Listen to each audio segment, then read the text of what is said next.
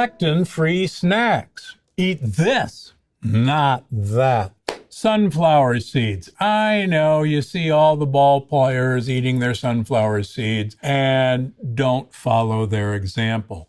Sunflower seeds, pumpkin seeds are loaded with lectins. Sunflower oil, pumpkin seed oil, loaded with lectins. Instead, use sacha inchi seeds. Use barrow nut seeds, lectin-free, loaded with protein, or just munch on some pomegranate seeds. Now you'll notice I've talked about a couple of seeds, and some people think that I tell you to avoid all seeds. That's not true at all. There are certain seeds and certain nuts that you probably should avoid. On the other hand, there are certain seeds that are really good for you. So just because it says a seed doesn't mean it has lectins, but these are great for you. How about chips? Now, I hope everybody watching knows that potato chips are really bad for you. They're usually cooked in lectin-rich oils, omega-6 oils. They're usually made from potatoes, which are lectin bombs in and of themselves. Corn chips, the same problem.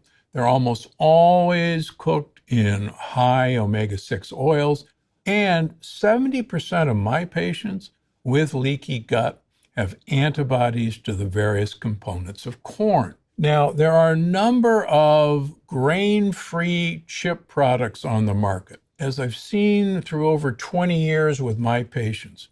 Just because something is grain-free or even lectin-free doesn't make it your first choice for snacking. For instance, this chip is definitely lectin-free.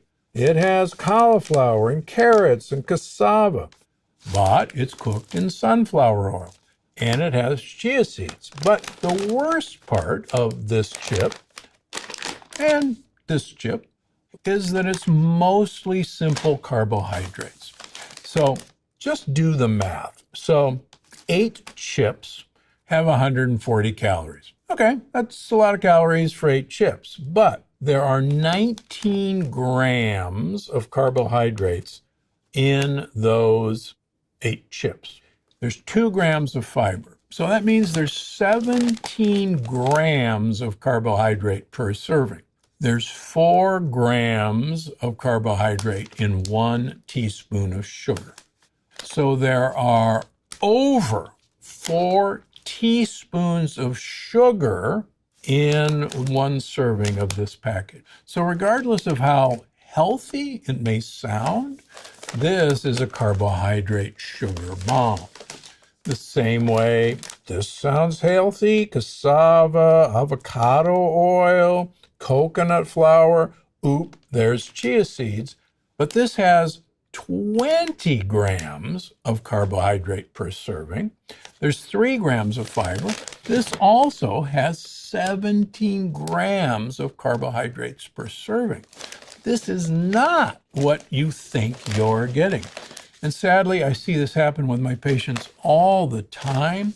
They're eating a healthy, lectin-limited alternative to a potato chip, and yet their triglycerides go up, their insulin goes up, their insulin resistance goes up, all because they're trying to make a healthy choice. Don't be tricked. Now, what about popcorn? Well, popcorn, same problem. It's corn. Every time you pop a grain, you actually expose it to rapid digestion and turns into sugar. Now, I'm a big fan of sorghum popcorn. In fact, I usually have a handful every night. But it doesn't have any lectins, but buyer beware. This is not a health food replacement. So for instance, this is a lot better than these. In a half a cup, there's only 8 grams of carbohydrate, 1 gram of fiber. So there's 7 grams of carbohydrate in a half a cup. Do the math. There's still about 2 teaspoons of sugar in each half cup. And believe me, a half cup is not a whole lot. do what I do when I'm using this treat. Pour some olive oil all over it, soak it up with olive oil, and use it as a delivery device to get olive oil into your mouth, which is exactly what my wife and I do. Then it becomes a real health food. Number 4, hummus. Hummus sounds like the greatest food in the whole world. It's made out of chickpeas. It's going to have some olive oil in it, but hold on. Chickpeas and other beans and legumes are loaded with lectins. And so all that healthy hummus that you see at the store, at the farmer's market, please do yourself a favor, stay away from it. On the other hand, you can get pressure cooked chickpeas in the grocery store. 2 companies make them, one Eden brand, the other Jovial, like a happy person. These have been pressure cooked, so they're perfectly safe. Make your own hummus at home. Why? Use the pressure cooked beans, you've eliminated the lectins, and you'll save a lot of money from what you're going to buy in the store. And you don't even know where those beans have been.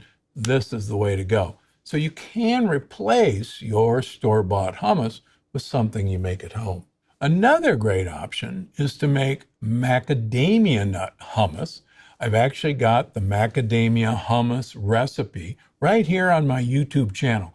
Check it out. So how about almonds, everybody's favorite snack? The problem with almonds is that the peel of an almond is got a pretty nasty lectin that a number of my patients react to. Now, Marcona almonds or peeled almonds or blanched almonds are safe for most people. But if you have gut issues or a known autoimmune disease, then you should know that a large percentage of my patients react to all the parts of almonds, almond flour, almond milk, even if it comes from blanched and peeled almonds.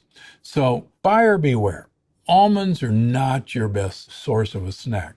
There's plenty of other great nuts. As you know, my world famous Gundry nut mix combines macadamia nuts, walnuts, pistachios, and pecans. And put all those into a bowl. You can also, for really fun, and you'll find the recipes in my book, bake them with olive oil and some rosemary and other herbs, toss them around on a baking sheet, and it'll really add a new dimension to your nut mix. Lots of options instead of almonds. Push those aside in the grocery store. Now, many people, when they're looking for a snack, go for yogurt, or they go for Greek yogurt. First of all, Greek yogurt, folks, it doesn't come from Greece. It's made from American cows. American cows have a protein that's pretty mischievous called casein A1, and it's an inflammatory protein. Now, casein A2 milk yogurt is starting to become available. Goats and sheep contain casein A2. So if you're going to have yogurts, make sure it's sheep milk yogurt or goat milk yogurt or coconut yogurt, and make sure it's plain, nothing else added. That's your assurance that you're getting the right casein A2, that it's been fermented, and that there's no more sugar in there. Now, a lot of you will look on the label and say, wait a minute, there's 6 grams of carbohydrates. No, there isn't. Turns out labeling laws require the manufacturer to put the original ingredient that you started with on the label. Sheep milk lactose is eaten by the bacteria, so it's not there anymore. So there is no sugar in plain yogurt, despite what you see on the label. Now, with coconut yogurt, quite frankly, there isn't much sugar. And in this case, there's still 6 grams, but the bugs have eaten all the sugar, the same sort of thing. So perfectly safe to have plain yogurts. There's no sugar left because the bacteria ate it. But a word of warning, don't use flavored yogurts. Avoid the fruit, avoid the vanilla. Whenever you see a flavoring, I guarantee you there will be loads of sugar, or even worse, a sugar substitute that's going to wreak havoc on your gut and your microbiome. So goat yogurt, sheep yogurt, coconut yogurt, a 2-milk yogurt, you're good to go as long as it's plain. If you want to sweeten it, add allulose, my favorite sweetener of all time, and you'll be fine. Now, there's a traditional snack called ants on a log, and that contains celery, peanut butter, and raisins. Well, celery is pretty good for you in limited amounts, but the peanut butter, a lectin bomb, raisins are pure sugar. So what do? Well, I've made ants on a log with macadamia nut butter. You could do it with pistachio butter. You could do it with walnut butter. For the holidays, put some pomegranate seeds on there, and you've kind of got a cute little Yule log for the holidays. Number 8, this stuff's got to go, folks. Chia seed pudding. It's everywhere. Everybody raves about chia seeds, and there are things to like about chia seeds. They make a gel that does contain a small amount of omega-3 short-chain fatty acids, and that sounds like a good idea. And there are human studies that show we do absorb this short-chain omega-3 fat from chia seeds. But sadly, there are human studies that giving humans, volunteers, chia seeds increases one of the markers of inflammation called C-reactive protein. Not what you want to do.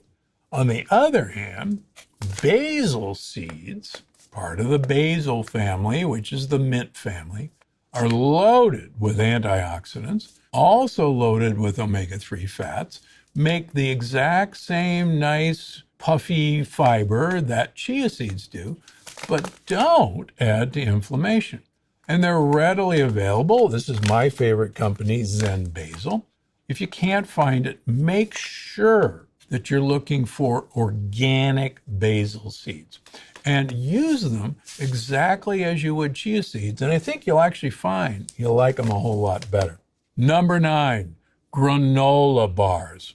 Granola bars are basically a bar of sugar and lectins and glyphosate. Almost every granola bar tested in this country by the Environmental Working Group found fairly high levels of glyphosate, Roundup, the weed killer, and another herbicide that's banned from the United States. So all you're getting is a pesticide, herbicide-laden sugar bomb.